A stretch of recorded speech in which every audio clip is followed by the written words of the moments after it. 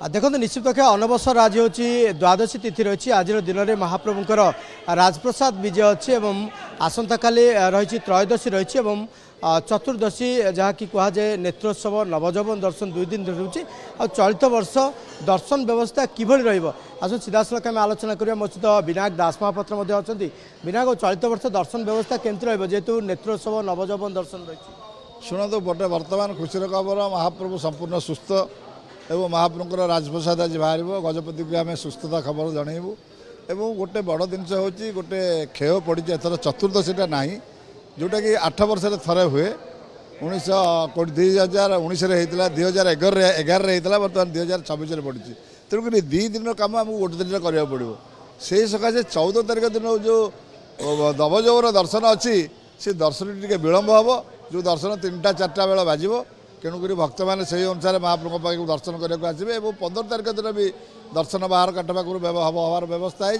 तेणुक 14, 15 ये 2 दिन दर्शन व्यवस्था है भक्त मैंने भल जा दर्शन करेंगे और 16 तारीख दिन महाप्रभु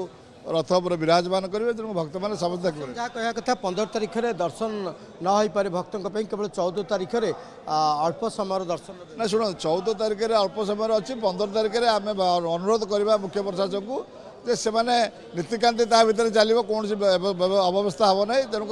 बाहर काट पाखे भक्त मान दर्शन टी नदेले निश्चित भाव में भल हाँ कहीं नवजौवन दर्शन आम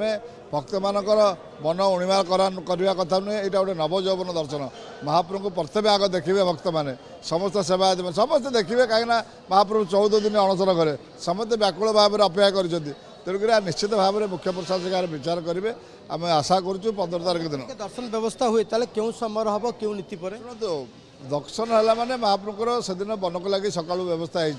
जदि हुए अल्प समय पे हम 2-3 घंटा हम तार भर जी दर्शन है कहीं महाप्रभुर रथ एठू जीव रथ कलारू बहुत गुरे नीतिकांति अच्छी तेणुक देखिक व्यवस्था करा आम प्रतिक्रिया नौले विनायक दास महापात्र थे तार भितर जे किभली भाव में नीति श्रृंखलित हम कहीं जेहेतु नेत्रोत्सव नवजौवन दर्शन रही विशेष भाव अनेक नीतिकांति थाए श्रीमंदिर भीतर अनेक नीतिकांति रहे परदिन जेहेतु गुंडीचा रही से सबको दृष्टि रखी प्रशासनिक व्यवस्था जहाँ ग्रहण कर समस्ते आपणे एसहित जो कम समय भितर दर्शन अवधि रही से समय भितर कि भाव में समस्ते दर्शन करूँ ए प्रकार रही कहीं जेहेतु 8 वर्ष पर गोटे क्षय जाऊँगी तिथि क्षय जाऊँगी से दृष्टि ही